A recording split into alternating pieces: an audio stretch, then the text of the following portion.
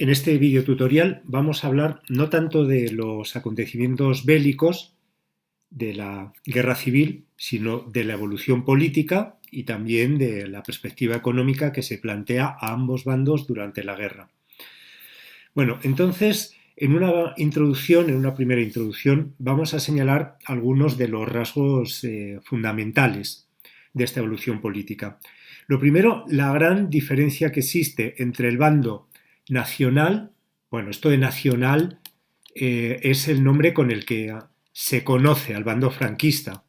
Los republicanos evidentemente no eran extranjero, pero bueno, vamos a mantener esta denominación porque es la que asimismo se otorgan y con la que, por ejemplo, los republicanos reconocían al bando enemigo. Entonces, insisto, con independencia que no signifique cuestionar la corrección de esta denominación, nacionales eran todos, vamos a mantener el bando nacional para el bando franquista. Pues digo que en el bando nacional era incuestionable la hegemonía, el poder del ejército. Era el ejército el que hacía las leyes, el que organizaba la vida civil, el que nombraba o quitaba funcionarios, el que también en muchas ocasiones llevaba a cabo juicios sumarísimos. Curiosamente, muchos de estos juicios era acusando a los republicanos de sublevación, cuando realmente es el bando franquista, el bando nacional, quien se ha sublevado. Pero bueno, aquí no hay ningún tipo de discrepancia.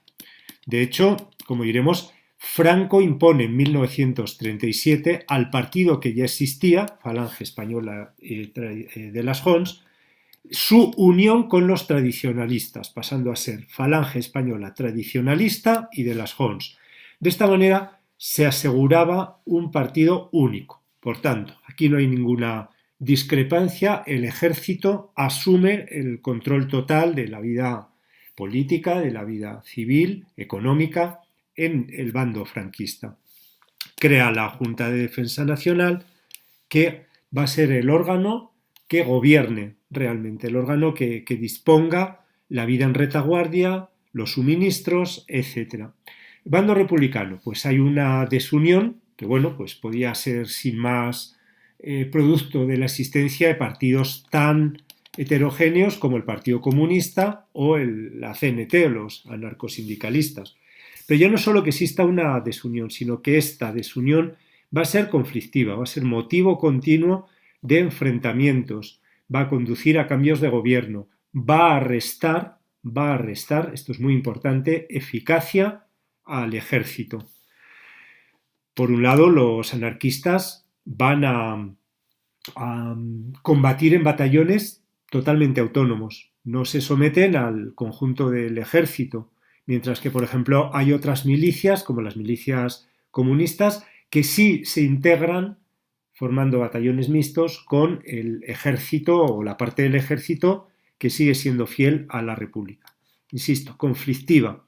Y este es uno de los motivos que explican el por qué el bando de Franco gana la guerra. No es el único, por ejemplo, pues hay muchos más mandos, muchos más generales, tenientes coroneles, muchos más altos mandos en el bando de Franco que en el mando de la República.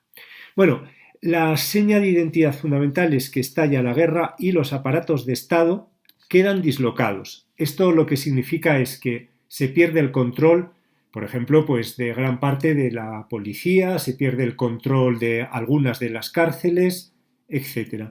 Y se puede leer la historia de la Guerra Civil Española en el bando republicano como la del intento por recuperar estos aparatos de Estado, el intento de recuperar mando, autoridad a la hora de imponer leyes o a la hora simplemente de ejercer el monopolio de la violencia política. Entre otras cosas, y he hablado a propósito de la CNT o del POUM o de la mayor parte del PSOE y del PC por otro lado, hay un dilema. El dilema es hacer la revolución aprovechando la guerra, esto es lo que quieren anarquistas, POUM, y por tanto el POUM es un pequeño partido obrero de unidad marxista, que va en algunos sitios a protagonizar luchas encarnizadas con los comunistas, que a su vez están apoyados por la URSS. En definitiva, va a haber hasta matanzas entre el PC y el POUM. Bueno, pero decía, el dilema es hacer ya la revolución social, o, como pretenden el PC y el PSOE, hacer primero ganar primero la guerra y dejar para una segunda fase medidas que podíamos calificar de tipo político, ¿no? Reorganizar después de la guerra el reparto de los recursos, definir el nuevo régimen. Bueno, y por otro lado, esto se puede ver, por ejemplo, en el frente de Aragón. Es que estalla la guerra y muchos campesinos ocupan ya tierras, o en algunos casos fábricas. Y luego, claro, hay que proceder a legalizar, a dar una cobertura legal a esa situación. A eso me refiero con recuperar los aparatos de Estado. Al mismo tiempo, una de las señas de identidad desde el mismo momento en el que estalla la guerra es represión, la represión. Y el respecto también es muy distinto en el bando nacional y republicano. En el bando nacional vemos una represión que es mucho más sistemática. Esto hablaremos un poco más adelante, pero es un poco más deliberada, ordenada, etc. Hay juicios militares sumarísimos, por ejemplo, en Valladolid, en un juicio sumarísimo, se detiene y juzga a cerca de 2.000 personas, muchos de ellos aprisionados en la Casa del Pueblo, en una taberna donde se habían refugiado, prácticamente en el término de 2 horas, es decir, casi ni da tiempo a pasar lista, mucho menos a una defensa real. Bueno, pues esta represión a la que me refiero es ordenada, es sistemática y es intencionada. Por supuesto, también en el bando nacional hay una represión brutal, hay una represión fuera de la legalidad, las llamadas sacas. Se elaboran listas negras, se detienen a cientos de personas que habían tenido algo que ver con la República, habían sido alcalde o simplemente en una taberna se había manifestado contrario a la religión. Bueno, pues estas listas negras inmediatamente conllevan la detención, pero todos los días o todas las noches venían patrullas fundamentalmente de falangistas, cogían 10, 25 de estos presos y sin ningún juicio los metían en una camioneta, los llevaban, por ejemplo, en el caso de Valladolid, al Monte de Torozos. Y allí, sin ningún tipo de preámbulo, los fusilaban, malenterraban, etc. Fíjate hasta qué punto es así que España es el segundo país del mundo, después del régimen de los yemenes rojos o los jemeres rojos, en cuanto a número de personas enterradas en las cunetas. No nos podemos comparar con este terror de los jemeres rojos que mata a 2 millones de personas, pero sí hay un número ingente de personas todavía enterradas, pues eso, cerca de las carreteras, en cunetas, etc. Hay un movimiento que se llama la Asociación para la Recuperación de la Memoria Histórica, que pretende precisamente desenterrar y enterrar con más dignidad a estas personas que fueron represaliadas sin ningún tipo de legalidad. Pero insisto, se combina la legalidad sistemática, por ejemplo, a todos los funcionarios se les depura, es decir, primero se les despide y luego tienen ellos que demostrar que son inocentes, trayendo, por ejemplo, certificados de buena conducta del cura de tu parroquia, de la Guardia Civil, etc. Bueno, pues decía, doble represión sistemática y otra ilegal pero consentida, porque obviamente quienes están al frente de estas prisiones o campos de concentración dejan hacer a estas patrullas de exaltados. En el bando republicano hubo también una represión inicial muy importante, por ejemplo, con episodios como las matanzas de Paracuellos del Jarama, pero poco a poco esta represión fue quedando bajo control del Estado y por tanto pronto cesa, mientras que en el bando nacional, en el régimen franquista, es una de sus señas de identidad. La represión forma parte del franquismo. Franco aprovecha para eliminar sistemáticamente a la oposición política en el transcurso de la guerra, de tal manera que al final de la guerra apenas iba a encontrar oposición. Bueno, mientras que en la República no es así. Hay episodios aislados, incontrolados, más bien al principio, pero esta no es una componente esencial, la represión. Por otro lado, mientras que el bando franquista no tiene problemas de financiación y va a recibir ayudas, líneas de préstamo italianas y alemanas, esto no quiere decir que sean gratis, luego hay que devolverlo, pero en cambio el bando republicano tiene un verdadero problema para la adquisición de armas. Por eso, como ya hemos mencionado en otro tutorial, tiene lugar la saca, la utilización de los depósitos de oro del Banco de España. Esto evidentemente es una técnica muy peligrosa porque eso es lo que asegura que la peseta tenga cierta validez internacional, cierto reconocimiento. Bueno, pues enormes problemas de financiación. Vamos a hablar entonces ahora un poco de la evolución política. Para el caso de la República, ahí tenemos que hablar de dos periodos. El primero está protagonizado por Largo Caballero. Bueno, es cierto que el golpe de Estado le pilla en la presidencia a Casares Quiroga, pero posteriormente hay un cambio de gobierno. El dilema fundamental es si entregar armas a la población civil o no, o entregar armas significa renunciar a su control, etc. Bueno, hay un gobierno efímero de Giral, pero podemos hablar de un gobierno más estable en tiempos de Largo Caballero. Esto va a suceder en septiembre de 1936, la toma del poder de Largo. Y aquí lo que hay que decir es lo siguiente. Lo primero, la marcha a la guerra está siendo muy negativa y por tanto Largo Caballero cree que es imprescindible un cambio de rumbo, pero un cambio de rumbo también político. Es decir, una nueva reorganización de la República. En segundo lugar, no existe una fuerza política muy superior a todas las demás y capaz de imponer sus criterios. Por tanto, Largo lo que va a tener que hacer es lograr un consenso, aunque sea un consenso de mínimos, algunas posiciones que puedan convencer al conjunto de los partidos. Además, Largo Caballero, dentro de este rumbo político o de este nuevo escenario, lo que pretende fundamentalmente es robustecer el Estado, es decir, algo que el gobierno anterior, el de Giral, había sido incapaz, hacer respetar las normas, etcétera, etcétera. Podemos decir que Largo Caballero llega al poder más que porque le apoyen los demás partidos por exclusión de cualquier otro candidato. Ni siquiera Largo Caballero, que era del Partido Socialista, contaba con el apoyo de todos los socialistas.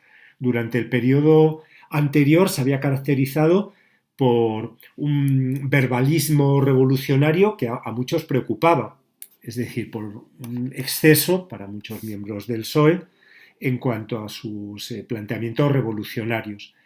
Y además, pues uno de los partidos que va a tener más importancia en este momento durante la guerra, que es el Partido Comunista, y como ya he dicho, el que recibe directamente el apoyo de la URSS, digo que los comunistas apoyan a Largo en la medida que Largo les pueda servir para sus propios fines. Es decir, es un apoyo muy condicionado, muy provisional.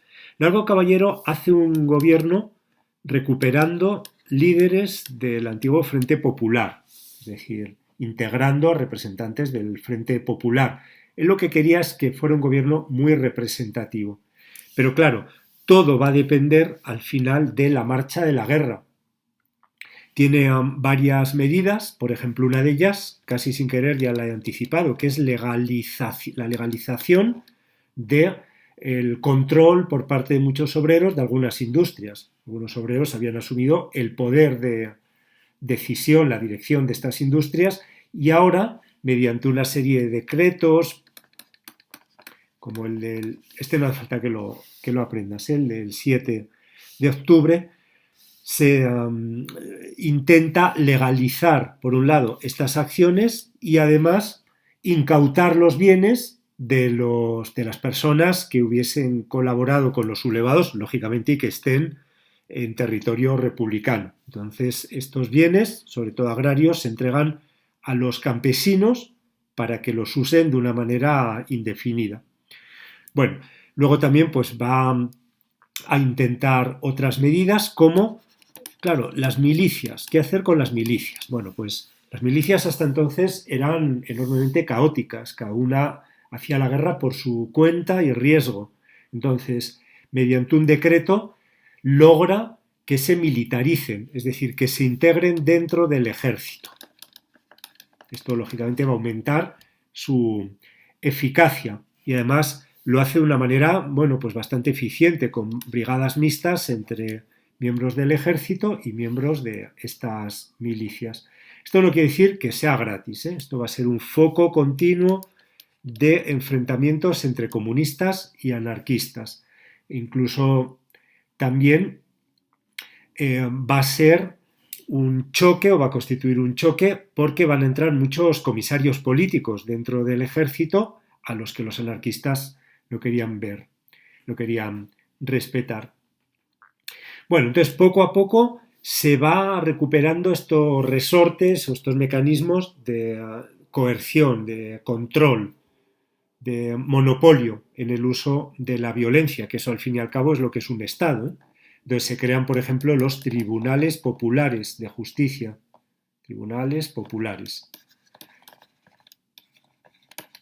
O, por ejemplo, las milicias de vigilancia de retaguardia, que son órganos que se dedican a perseguir a los delatores, a los chivatos o a las personas que boicotean en territorio republicano al gobierno de la República. Hay también un decreto que regula, a esto me refería antes, las detenciones y estas disminuyen notablemente a partir de, la represión disminuye a partir de este decreto. O se crea el cuerpo de carabineros, que sobre todo se va a dedicar a vigilar las fronteras y también el control de los puertos. Y en cambio, toda esa enorme pléyade de comités, de juntas que habían ido surgiendo, pues a veces en un pueblo, a veces en una región, etcétera, poco a poco se intenta que se vayan disolviendo y se vayan revistiendo de legalidad, es decir, sus funciones sean asumidas por las estructuras de Estado. Bueno, se reabren las cortes, se concede, por ejemplo, también el Estatuto de Autonomía del País Vasco, algo a lo que ya habíamos aludido en otras ocasiones, y bajo presidencia del País Vasco del lehendakari José Antonio Goicoechea. Y en un segundo gobierno de Largo Caballero entran en el poder 4 ministros de la CNT, que era pues lo que él proponía, lo que Largo Caballero propone, para que la CNT sea más dócil, se sienta más representada, más parte del gobierno. La CNT es un hervidero, a su vez, interno entre ideas revolucionarias o controlar las instituciones, no sabe si colaborar o no. Bueno, todo esto, pues, claro, también en la CNT son conscientes del fracaso que están teniendo cuando ellos combaten por su cuenta, como es el caso de la columna de uno de los anarquistas más importantes del momento, de Durruti. Por tanto, esto también les lleva a reflexionar. Bueno, la palabra clave, tensión, sobre todo desde enero de 1937, desde el inicio de 1937. Esta tensión, sobre todo, relacionada con la creación del Estado. Al principio hay grandes logros. Se controla la situación militar, incluso hay algunas victorias militares. Pero poco a poco los anarquistas se van a ver no representados en este Estado tan centralizado que se intenta imponer. Hay aquí un documento del Partido Comunista que se llama Las 8 condiciones de la victoria, que hablaba fundamentalmente para ganar la guerra de la necesidad de una industria de guerra que estuviera centralizada. Pero poco a poco los comunistas se van dando cuenta que Largo Caballero se está alejando progresivamente de sus propuestas y ellos cada vez van haciendo más labor de oposición. Bueno, además hay algunos acontecimientos desfavorables, como es la pérdida de Málaga en 1937, que supone un duro mazazo y que abre el debate sobre qué estamos haciendo mal con respecto al ejército. Bueno, un poquito más para terminar con Largo Caballero. Largo Caballero disuelve el Comité de Milicias Antifascistas de Cataluña. Estas milicias fascistas se han creado de manera más o menos espontánea. Y lo que se trata en Cataluña es de crear un nuevo gobierno autonómico en el que participen estos partidos, la CNT y el POUM, al que ya me he referido. Pero permanentemente va a existir un enfrentamiento con el Partido Socialista de Cataluña y una continua traición por parte de la CNT que sale del gobierno, etc. En ese momento, la Generalitat de Cataluña intenta recuperar el control sobre las comunicaciones. En concreto, ocupa Telefónica, que estaba en poder precisamente de los anarquistas. Aquí hay una guerra civil interna dentro de la República, en Cataluña, entre partidarios de la Generalitat y anarquistas e incluso también el POUM. Este partido, incluso, como ya he explicado, algunos miembros de la Generalitat proponen que sea ilegalizado y incluso hay un episodio dramático en donde es apresado Andreu Nin, uno de los principales dirigentes de este partido, y es torturado por parte, seguramente, de los soviéticos que estaban ayudando a la República, del coronel Orlov. Pero en definitiva, a lo que me refiero es que hay un enfrentamiento que casi tiene el estatus de una pequeña guerra civil interna entre anarquistas y miembros del POUM y todos los demás apoyos de la Generalitat. Bueno, entonces cambio radicalmente de registro y vamos a hablar del ascenso de Franco.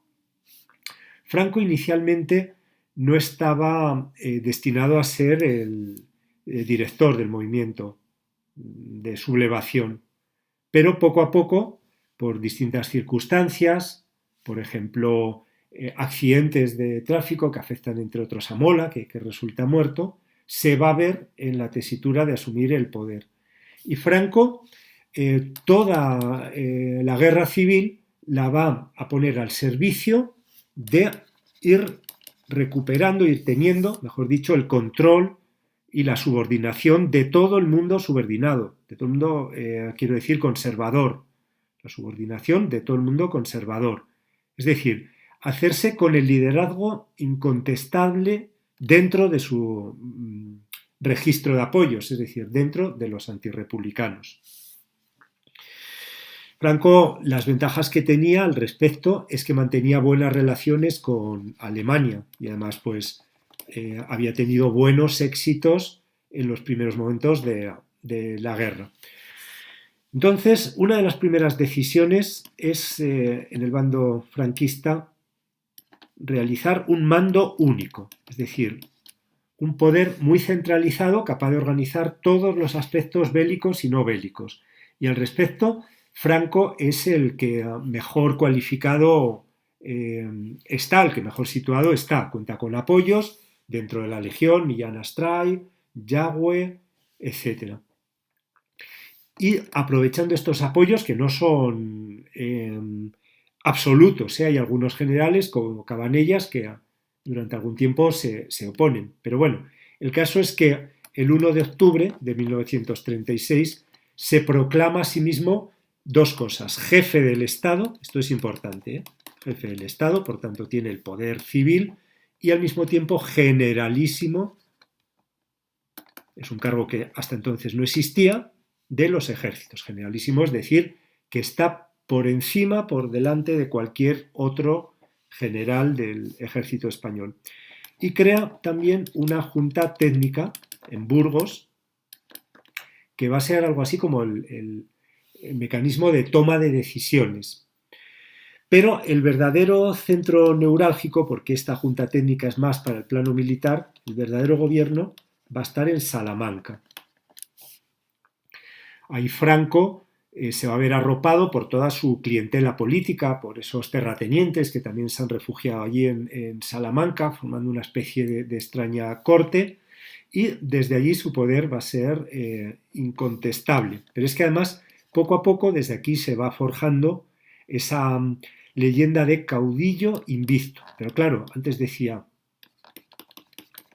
esto significa hipotecar la suerte de la guerra civil a sus necesidades particulares. Franco nunca emprende una batalla si no es seguro que va a ganar, que quiere mantener esta aureola. Y aplica una técnica muy machacona de guerra, muy larga, con muchas muertes, muy prolongada en el tiempo, muy conservadora. Franco no es ningún genio militar, más bien es una hormiguita que poco a poco pues va conquistando, por un lado, cuotas de poder y por otro lado, territorios, que va mellando, que va minando la resistencia del bando contrario. Y al mismo tiempo, pues claro, por ejemplo, va anulando a los monárquicos, que lo que querían era sí un golpe de Estado, sí acabar con la legalidad de la República, pero recuperar otra vez a los Borbones en el poder. Entonces logra que poco a poco monárquicos, incluso personas hasta entonces importantes, Gil Robles y otros políticos, vayan pasando a un segundo plano.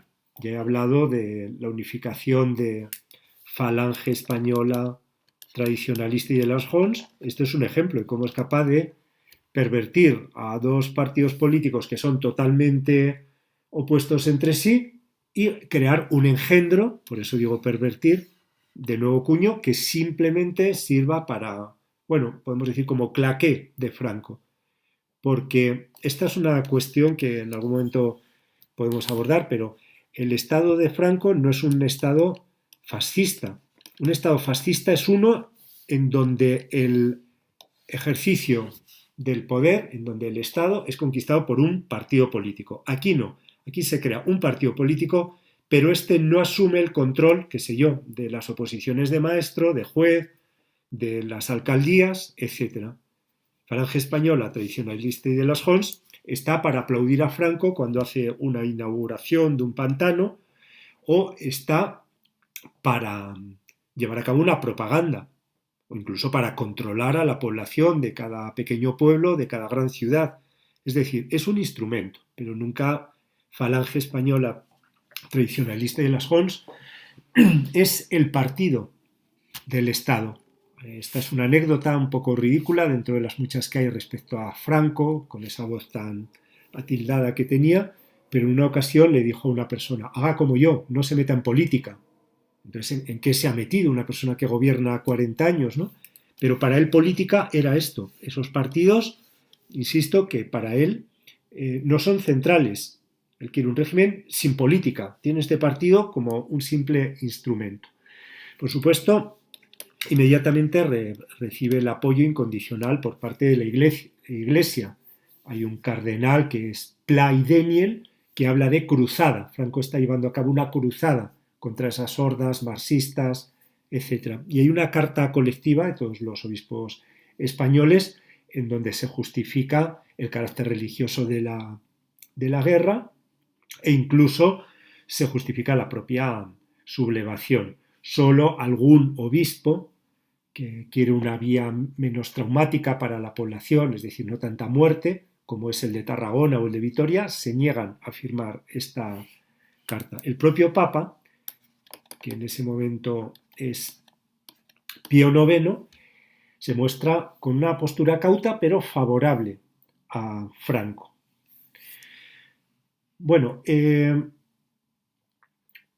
muy poco más que decir de momento, pues ya el día 3 de enero de 1938 empieza el primer gobierno como tal de Franco y esto va a ser una constante. Los gobiernos de Franco son como una fórmula magistral, es decir, son como una fórmula de homeopatía. Esto es lo que dicen algunos historiadores como Paul Preston de Franco, era un buen homeópata, sabía mezclar muy bien pequeñas dosis.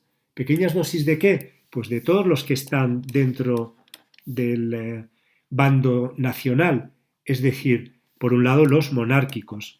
Entonces hay algunos cuantos ministros monárquicos. Por otro lado, los carlistas. Por otro lado, los tradicionalistas, católicos, militares. Los católicos, un poco más adelante, los vamos a llamar el Opus Dei. Bueno, pues Franco, y bueno, y por supuesto los falangistas. Voy a poner Fed Hons. Bueno, pues decía, Franco era muy hábil a la hora de combinar a todos estos partidos entre sí en sus gobiernos, de tal manera que ninguno tuviera demasiado poder, y además también premiaba o castigaba a los partidos, poniendo uno o dos ministros más o menos, según el grado de fidelidad que le tuvieran.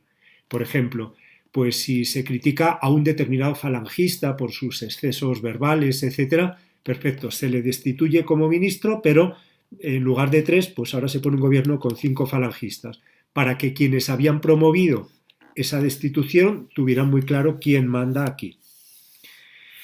Vamos a pasar ahora al segundo gobierno de la República. Hemos hablado del gobierno de Largo, Caballero, y ahora vamos a hablar del gobierno de Negrín, que empieza en mayo de 1937, producto de todo lo que ya hemos comentado anteriormente, de esas tensiones, de la muerte de André Unín, etcétera, etcétera. Al principio el gobierno de Negrín, que es un intelectual de reconocido prestigio, además políglota, es decir, puede hablar en francés, en inglés, con otras potencias, bueno, pues decía que el gobierno del doctor Negrín fue recibido entre muestras de gran alivio y de optimismo. Entonces, Negrín lo que pretendía era clausurar esta etapa anterior revolucionaria, esta etapa en donde había habido también ocupaciones de fábricas, etcétera, y poner todos los esfuerzos del Estado al servicio de ganar la guerra, coordinar todos los esfuerzos a ganar la guerra. Es un gobierno donde va a haber también fundamentalmente socialistas, pero no tan variado como el gobierno anterior, el gobierno de Largo Caballero. Bueno, como ya he dicho, entre otras cosas, va a ser mejor contemplado por el extranjero, por el prestigio internacional, por la imagen de respetabilidad que tenía el propio doctor Negrín. Y sobre todo se va a dedicar a intentar contrarrestar el panorama internacional, los efectos perversos de esa declaración de no intervención en la guerra civil que, como dijimos, favorecía únicamente al bando de Franco. Intenta más disciplina tanto en el ejército como en la retaguardia e intenta también mantener más contactos con Londres, con París, con la Sociedad de Naciones, etc. Intenta incluso ligar también la guerra española a la lucha internacional contra el fascismo. No es que del todo lo logre, pero bueno, eso es su programa de gobierno, su acción de gobierno, mejor dicho. Bueno, organización, disciplina, defensa de la República y su discurso principal, victoria, eleva la moral de los combatientes. Cada vez tiene más poder el ejército y cada vez funciona más los centros de propaganda, centros de cultura. Incluso hay un intento de debilitar a los comunistas haciendo propaganda más a favor de otras opciones políticas. Bueno, en general, hasta 1938, el balance, hasta abril de 1938, el balance es bastante positivo. También me refiero militarmente hablando. Sí es cierto que tiene lugar las derrotas para la República de batallas como Teruel, Belchite, parte del Valle del Ebro, etc. Pero bueno, esto no era grave siempre y cuando se lograse al mismo tiempo rearmar el ejército, formar nuevos mandos militares, forjar, podemos decir, mandos militares, etc. Hay un lema de Negrín que es resistir es vencer.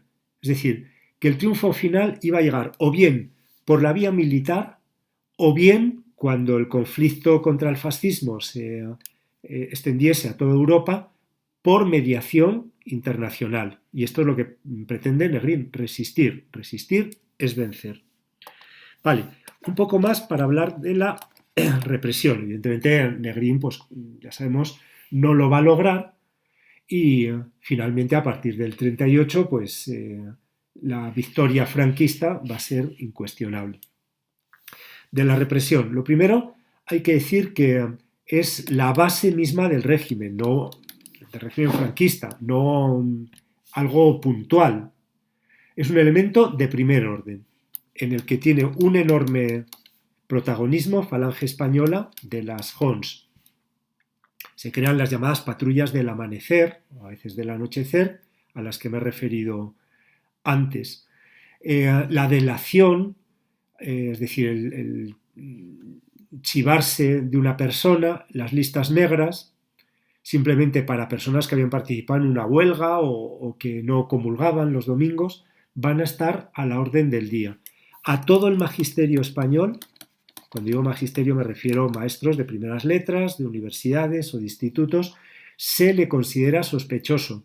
Van a ser uno de los colectivos, por cierto, más represaliados en la medida que era más representativo del nuevo espíritu republicano, ese espíritu de libertad, de racionalismo, de igualdad, etc. Entonces todos los maestros pierden empleo y sueldo y tienen que acreditar lo contrario, que son inocentes.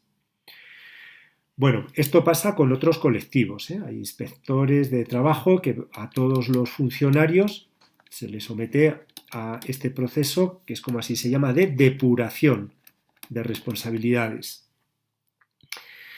Dice Santos Juliá, un historiador muy reconocido de este periodo, que las ejecuciones y los asesinatos en la zona rebelde, en la zona de Franco, obedecían a decisiones fríamente tomadas. Es decir, la muerte, eliminar al enemigo, era un fin en sí mismo. Lo que pasa es que es cierto que esta represión obedece a comportamientos pues muy confusos, muy variables según cada una de las zonas. Donde más incidentes de violencia previa ha habido durante la República, allí la represión es más profunda. O también en los lugares donde ha vencido el Frente Popular. Por supuesto, a todos los alcaldes del Frente Popular. Entonces, la represión es muy importante en La Rioja, en Navarra, en Aragón, en Andalucía. En Cataluña, a medida que se vaya conquistando. También en Cataluña, en el bando republicano, había habido más represión, sobre todo de cara a los clérigos. Hay algunos estudios que dicen que 1 de cada 3 clérigos es asesinado en Cataluña. En total se puede hablar de unos 2.400 clérigos y casi la tercera parte es asesinada.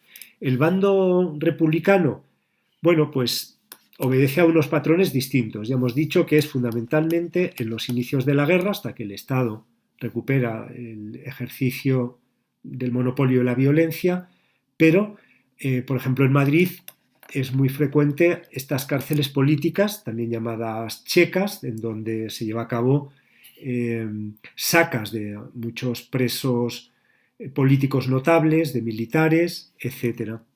No es tan sistemática, es más selectiva, es a personas que han tenido cierto protagonismo, pero sí numéricamente es muy importante en estos primeros momentos. Hay episodios brutales por parte del bando franquista, como sucede en La Mancha, donde en agosto y septiembre tienen lugar actuaciones como, por ejemplo, enterrar en un mismo pozo, los pozos de Carrión de Ciudad Real, a decenas o cientos de personas previamente fusilados, es decir, enterramientos masivos en un pozo. Bueno, a medida que el bando franquista va avanzando en su conquista, estas oleadas de represión y de sacas se van a ir repitiendo. Por ejemplo, en el año 38, la primavera del 38, afecta a Aragón, que está siendo conquistado, a Cataluña, a Valencia. Hay también otra fase peculiar, que es una vez que se firma la paz y se empieza a perseguir, aquí ya de forma un poco más selectiva, a personas, por ejemplo, que que permanecen ocultas. Son los denominados topos. Hay personas que hasta que no muere Franco pasan decenas de años, 40, 45 años, ocultos. Y al mismo tiempo, el número de prisioneros es tan grande que se empieza a recurrir a campos de concentración, como es el de San Marcos en León o el de la Santa Espina en el caso de Valladolid, muy cerca de esa zona a la que ya me he referido, los Montes Torozos, la Mudarra y todos estos pueblos donde tiene lugar esa gigantesca represión totalmente eh, ilegal, sin juicio, sin ningún otro tipo de preliminar previo, ¿no? Esas sacas y esos fusilamientos y enterramientos.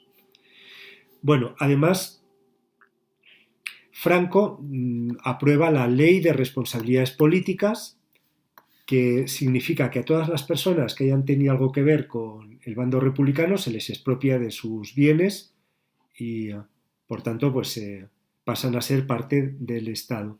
Hay consejos de guerra militares, sumarísimos, etcétera. Bueno, sin llegar, como decía, a las cifras de Camboya y los Jemeres Rojos, y es muy difícil la cifra que voy a hablar ahora, algunos historiadores, como el que ya he citado, Santos Juliá, estiman en unas 71.710 las víctimas, lo voy a poner aquí, 71.710 las víctimas de la represión distinta de la guerra, es decir, no hablamos de la violencia ejercida en el transcurso de la guerra, sino la represión fuera de actos de guerra. Unas 70.000 personas, de un total, ya hablaremos más adelante de las consecuencias de la guerra. Bueno, algunos historiadores aventuran que son unas 300.000 las víctimas de la guerra. Bueno, pues una parte muy importante no tiene que ver con acciones de guerra, sino tiene que ver con acciones de retaguardia, con represalia.